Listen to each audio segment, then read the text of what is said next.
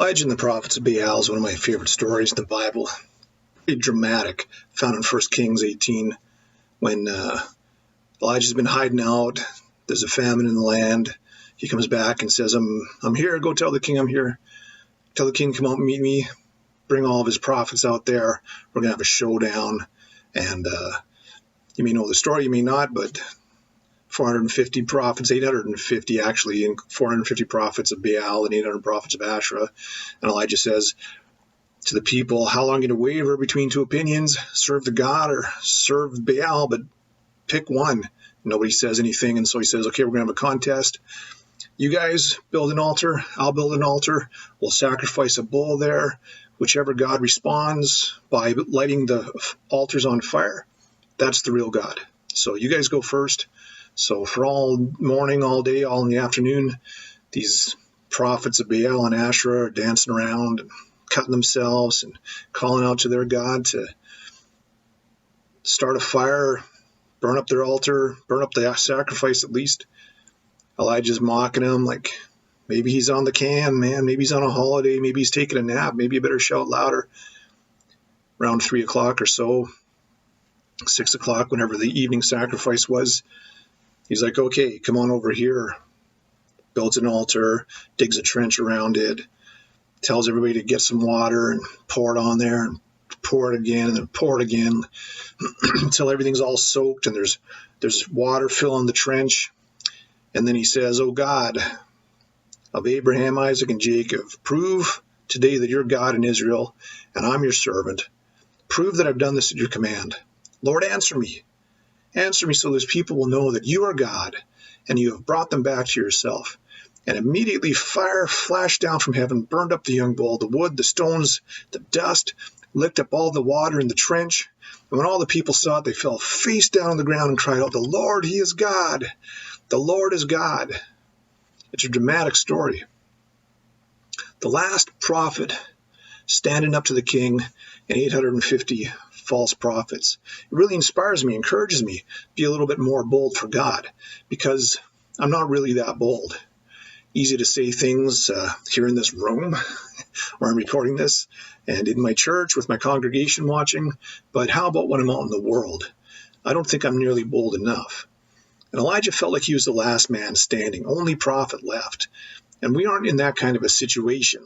In our country today in Canada, things are a little bit rougher than they used to be, but we're not in that kind of a situation. We've got each other in our circles, our families, and in our people that we fellowship with. We still have churches with people in them. We know there's other believers in our province, but this story can encourage us to be a little bit more bold. And here's another story from the Bible that I really love. It was a time when the Philistines were giving Israel a hard time, and Israel just couldn't fight back. And one day they were lined up for war with this two cliffs and this valley in between the two armies, and it's 1 Samuel 14. One day Jonathan said to his armor bearer, come on, let's go over to where the Philistines have their outpost. But Jonathan didn't tell his father or anybody else what he was doing. Let's go across to the outpost of those pagans, Jonathan said. Perhaps the Lord will help us, for nothing can hinder the Lord. He can win a battle whether we have many warriors or only a few. His armor bearer said, do what you think is best. I'm with you, man.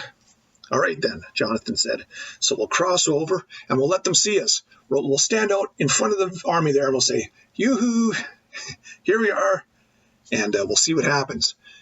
If they say, you guys better stay there or we'll kill you, we'll know that God isn't wanting us to fight these guys. But if they say, why don't you come on up here and we'll take you on, then we know God has given us the victory, and we'll go up there. And so they did. They went over there. Hey, guys. They called them up. They did defeat them. The Lord did give them a victory. And it's an amazing story. But I just love his attitude. Such a good line. Why don't we just go over there, stand in plain sight in front of the enemy, see what happens? Maybe God will help us. What a great line. We can all use that line sometimes. How are you going to pay the bills? I don't know. Maybe God will help me. How are you going to deal with that family crisis? I don't know. Maybe God will help me. How are you going to build a mission in your town? Maybe the Lord will help me.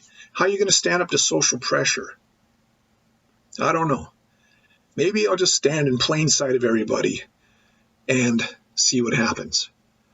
Maybe the Lord will help me. And we have to notice that the help came after these guys did something. It's not like they were just sitting around waiting for something to happen. They took a step. They took a step of faith. Elijah put on a pretty big show. I mean, man, would his face be red if that didn't turn out? Can you imagine pouring water all over the altar and everything? Like, okay, God, show him that you told me to do this. Nothing happens. That'd be pretty humiliating for sure. Jonathan, yoo-hoo, here we are. Somebody shoots him down with an arrow. But that's not what happened. They took a step in faith for God, and God gave them a sign, and God gave them the victory. So a little more boldness is something that I hope to have. A little more confidence that God's going to help when I take a chance on him. When I come to the end of my resources, he's going to fill in the rest of the way. But he wants us to take a step of faith, just to have a little bit of faith, a little bit of confidence that God's going to come through. Elijah's story is also a very human story. Because after he has that big showdown with all the prophets, and God shows this amazing display of support, I mean, how could you doubt God's on your side after something like that? You got to know God's with you. He gets scared and he runs for his life. Like, I don't know, maybe he thought that's the end of it. The prophets are defeated. God's shown he's on the side. The people said, yes, the Lord's God. It's all going to be great now. Smooth sailing. Take it easy for a bit. Maybe go on that vacation. I've been camping out there, living off that poor widow all these years. Maybe now I'll take a break, go down to the beach, do a little fishing. But right after that, the queen says, you're a dead man. You killed all my prophets. You are a dead man. I'm coming for you, Elijah. And he runs. He runs for it. And it's just a very human reaction. And it's very like the enemy as well. We think we won a battle. We think we have a victory. Right away he comes in like, I'm not done yet. I'm still fighting. He knows he's defeated already 2,000 years ago. He's still going for it. He's still fighting to the very bitter end. And so we see Elijah feeling alone and afraid. And God helps him. God takes care of him on the road, leads him to a place where he can see God again. And it's in that moment, you can read all about in 1 Kings, there's a wind, there's an earthquake, there's fire, then there's a still small voice, and he hears God there.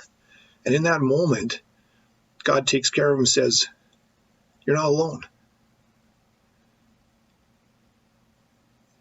He says this, what are you doing here, Elijah? And Elijah replied, I've been zealously serving the Lord God Almighty, but the people of Israel have broken their covenant with you, torn down your altars, killed every one of your prophets. I'm the only one left, and now they're going to kill me too. The Lord said to him, go back. Go back from where you came from. What you're running from, go back there. Travel to the wilderness of Damascus. You're going to appoint this guy king. You're going to appoint that guy king. And you're going to appoint that guy to be your successor as a prophet. And whoever escapes from that king is going to fall to that king. And whoever escapes from that king is going to fall to the prophet. And I want you to know this. There's still 7,000 people in Israel who have not bowed to Baal. Through it all, God's in control. And through it all, even though Elijah felt like he was alone, he wasn't alone. There were still 7,000 people on his side. And on the Lord's side. Robin Mark wrote the song that you may have heard, Days of Elijah. And he explains on his website how it came about. He was watching a year-end review in 1994, a while ago now. And he says on this review, there were a lot of daft stories, happy stories, serious stories, and then there was absolutely devastating stories like the Rwanda situation. And as I watched the review unfold, I found myself despairing about the state of the world, and in prayer began asking God if he was really in control, and what sort of days do we live in? And I felt in my spirit that he replied to my prayer by saying he was indeed very much in control, and that the days we're living in were special times when he would require Christians to be filled with integrity, stand up for him just like Elijah did, particularly with the prophets of Baal. These are the days of Elijah. Elijah's story is in the book of Kings, and you can read how he felt isolated and alone in his culture in which he lived, but God told him to stand up and to speak up for him. Days of great trial, famine, darkness, and sword is a reflection of the apparent times in which we live, when still thousands of people die every day from starvation, malnutrition, war. In the midst of it all, we're called to make a declaration of what is right and who we believe in. His church had 2 morning services, and his pastor spoke on the valley of dry bones in Ezekiel's vision. And he says there's lots of interpretations of this picture, but one of a united church rising up in unity and purpose is a powerful call upon us in these days. So he wrote that song between the 2 services. The dry bones becoming as flesh was his lyric for the church rising up together in unity, standing together. How do you express the sense that these might be days, not of failure and submission, but of the sort of resilient, declaring, even arrogant trust and hope that Elijah had in his God? That these are not days of God stepping back and allowing the world and the church to roll uncontrolled towards eternity, but rather days when he is calling on his body to make a stand, to offer right praises, and to declare that he's totally in control. These are the days of Elijah. Of famine, darkness, and sword, certainly. Of the church being outnumbered in the court of public opinion, yeah. Of a call to unity and steadfastness in declaring the word of the Lord, absolutely. So I want to encourage you today, be bold for God, because who knows? Maybe he'll help you, even in a land of hostility. Stay in fellowship, stay connected to one another. We need each other for support. We need to know that there's others like us. We're not alone. And understand that God is in control. Even when it looks grim, God is working out his plans and his purpose in his world. When we sing, "These are the days of Elijah," that's what we're declaring. God bless you.